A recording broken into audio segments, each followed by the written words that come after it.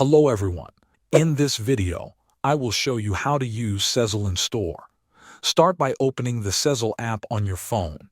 Make sure you are logged into your account so you can access all the features. Once the app is open, navigate to the Virtual Card tab. This is where you can create a card to use for your in-store purchase. Next, create a purchase request. Enter your estimated purchase total into the app. It is important to enter an amount that closely matches what you plan to spend at the store.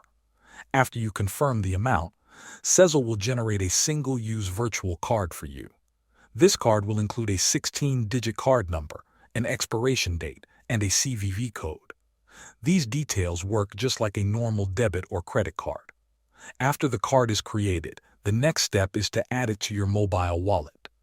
Take the virtual card details and add them to your Apple Pay or Google Pay wallet on your phone.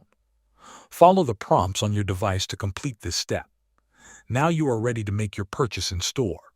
Go to the checkout counter with your items. When it is time to pay, let the cashier know you will be using a card. Open your mobile wallet on your phone and select the Sezzle virtual card you just added.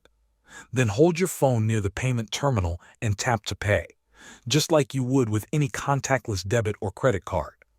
Once the payment is approved, your purchase is complete and Sezzle will handle the installments in the background.